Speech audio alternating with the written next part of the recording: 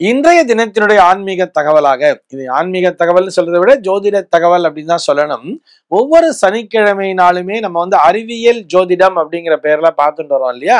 அந்த வரிசையில இன்னைக்கு என்ன பார்க்க போறோம் சொல்லி பார்த்தோம்னா, இந்த ராகு கேத்துவை பத்தி தான் பார்க்க போறோம். ஏன்னா இன்னைக்கு வாக்கிய பஞ்சாங்க கணிதத்தின்படி ராகு கேத்து பயிற்சி அப்படிங்கிறத கொடுத்திருக்கா. பக்கத்துல இருக்கிற கோவில்கள் எல்லாத்திலுமே பார்த்தோம்னா ராகு கேத்து பயிற்சிக்கான சிறப்பு பூஜைகள் வழிபாடுகள்லாம் நடந்துகிட்டே இருக்கும். எல்லாரும் கோவிலுக்கும் போயிட்டு வந்திருப்போம் இன்னைக்கு.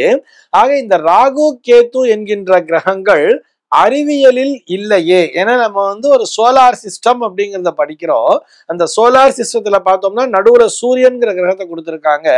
சூரியனுக்கு அப்புறம் பார்த்தோம்னா புதன் என்கின்ற கிரகம், அதற்கப்புறம் சுக்கிரன், அப்புறம் எர்த்துன்னு சொல்லக்கூடிய நம்ம வாழக்கூடிய பூமியை கொடுத்திருக்கிறார்கள்.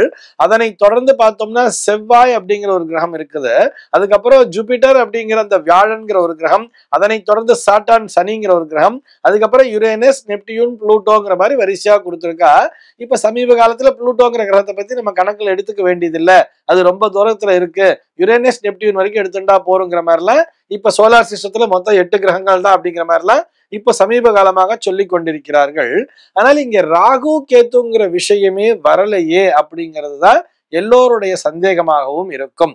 இதுல பார்த்தோம்னா நம்ம சொல்லக்கூடிய நவகிரகங்கள்ல பூமிங்கிறதே வராது இல்லையா? பூமிங்கிற ஒரு கிரகமும் வராது. அதே மாதிரி சந்திரன் அப்படிங்கிற ஒரு கிரகத்தை நம்ம சொல்லியிருப்போம். ஆனால் இந்த சோலார் சிஸ்டத்துல சந்திரனுக்கு ரொம்ப முக்கியத்துவம் கொடுக்க மாட்டோம். ஏன்னு சொன்னா அது பூமியினுடைய இயற்கை துணைக்கோள், அது ஒரு நேச்சுரல் சேட்டிலைட் அப்படின்னு தான் சந்திரனை தனியாக பூமிக்குள்ளேயே அதையும் சேர்த்து அடக்கி வச்சிருப்பாளே தவிர அதனை தனியாக ஒரு கிரகமாக சந்திரனை பார்க்க மாட்டார்கள். ஆனால் நாம் ஜோதிடவியல் ரீதியாக நாம் சந்திரனையும் தனியாக ஒரு கிரகமாகவே எடுத்துக்கொள்கிறோம். இது போக இந்த பூமிங்கிற விஷயத்தை தான் நம்ம ராகு கேத்துன்னு பிரிச்சிருக்கோம் அப்படிங்கிற மாதிரி கூட நம்ம எடுத்துக்கலாம். இது என்ன சார் நீங்க புதுசா ஒரு கான்செப்ட் சொல்றீங்க, ராகு கேத்துங்கிறது கிரகம் தானே அப்படின்னு சொன்னா, நிச்சயமாக நாம் அவற்றை கிரகங்கள் என்ற பெயரிலே பார்த்து கொண்டிருக்கிறோம். இதுல குறிப்பா சொல்ல வேண்டிய விஷயம் என்ன தெரியுமா? பழங்கால, அதாவது ரொம்ப பிராச்சீனமான ஜோதிட நூல்கள்ல பார்க்கும் பொழுது அதிலே ராகு கேத்துக்களை பற்றிய குறிப்புகள் எங்குமே காணப்படவில்லை. ரொம்ப பழசு இருக்கு இல்லையா? அதாவது வராகமிகிரர் எழுதின புஸ்தகமாகட்டும், இல்ல அந்த காலத்தில் இருக்கக்கூடிய அந்த புஸ்தகங்கள்லாம் பார்த்தோம்னா வடமொழி நூல்களிலே கூட ராகு கேத்துக்களை பற்றிய குறிப்புகள் எங்குமே காணப்படவில்லை என்பதுதான் நிஜம்.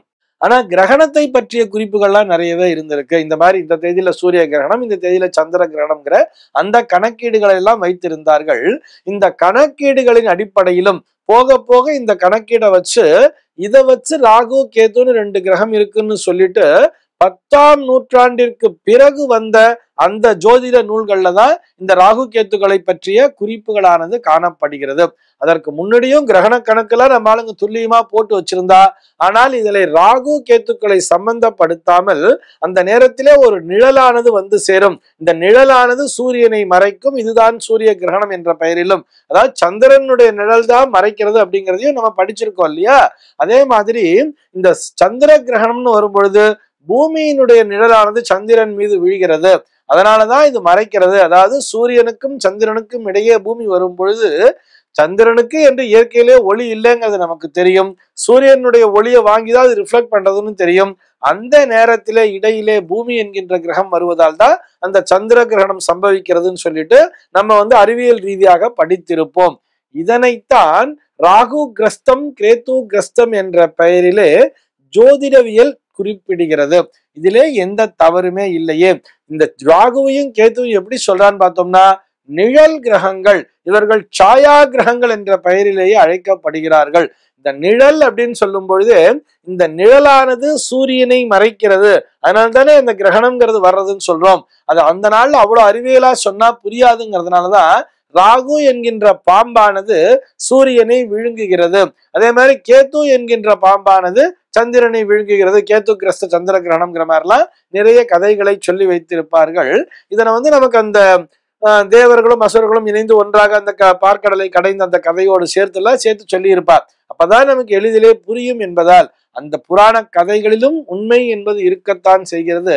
அந்த அசுரர்கள் தான் ராகு கேத்துக்களாக மாறிவிட்டார்கள் அப்படிங்கிற மாதிரி ஒரு கதையும் சொல்லியிருப்பார். இது எல்லாவற்றையும் விட இதை கதையாக பார்ப்பதை விட அறிவியல் ரீதியாக நாம் பார்க்கும் பொழுது ஜோதிடவியல் கணக்கு என்பது மிக துல்லியமாகவே அமைந்திருக்கிறது தானே. இந்த நேரத்துல இந்த கிரகணம் சம்பவிக்கும்னு சொன்னா அந்த நேரத்திலே கண்டிப்பாக அந்த கிரகணமானது சம்பவிக்கிறது. இது போக இந்த ஊர்லதான் இது தெரியும், இந்த ஊர்ல எல்லாம் தெரியாதுங்கிற விஷயத்தையும் மிக தெளிவாகவே கொடுத்திருக்கிறார்கள் தானே. அதற்கும் ஜோதிடவியல் கணக்கீடு தானே ஆதாரமாக அமைந்திருக்கிறது.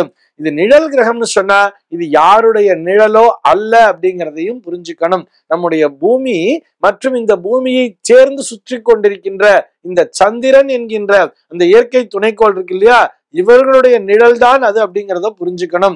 இந்த நிழலின் மூலமாகத்தான் கிரகணமும் சம்பவிக்கிறது. அப்ப எப்படி சார் தனியா ஒரு கேரக்டரிஸ்டிக்ஸை கொடுக்குறீங்க? ராகுக்குன்னு ஒரு கேரக்டரிஸ்டிக்ஸ் இருக்கு, கேத்துக்குன்னு ஒரு கேரக்டரிஸ்டிக்ஸ் எல்லாம் சொல்றீங்களே. ராகுங்கிற கிரகம் அந்த இடத்துல நல்ல தூண்டுதலை தரும்னு சொல்றீங்க, கேத்துங்கிற கிரகம் அந்த இடத்தை சப்ரஸ் பண்ணணும்னு சொல்லியிருக்கீங்களே நீங்களே அப்படின்னு சொல்லும் பொழுது இது பற்றிய விளக்கங்களையும் நாம் வரும் வாரங்களிலே தெளிவாகவே காணலாம். ராகு கேத்துக்களினால் தான் இந்த உலகத்திலே உண்டாகக்கூடிய இந்த வாழ்வியல் மாற்றங்கள் அப்படின்னே சொல்லலாம். அது இன்பமாக இருந்தாலும் சரி, துன்பமாக இருந்தாலும் சரி, எல்லா இடங்களிலுமே இந்த பூமியை பொறுத்தவரை, இந்த பூமியிலே வாழ்கின்ற உயிரினங்களை பொறுத்தவரை, இந்த பூமியிலே வாழக்கூடிய மனிதர்களை பொறுத்தவரை அவர்களுடைய பலனை பெரும்பாலும் தீர்மானிப்பது இந்த ராகுவும் கேத்துவும் தான். இதிலே எந்த விதமான சந்தேகமும் இல்லை. மீண்டும் நாம் வரும் வாரங்களிலே இந்த ராகு கேத்துக்களை பற்றி மிகவும் துல்லியமாக ஆராயலாம். இந்த தகவலோடு இன்றைய தினம் நான் உங்களிடமிருந்து விடைபெற்றுக் கொள்கிறேன். மீண்டும் உங்கள் அனைவரையும் நாளைய தினம் ஒரு சுவாரஸ்யமான தகவலோடு சந்திக்கிறேன்.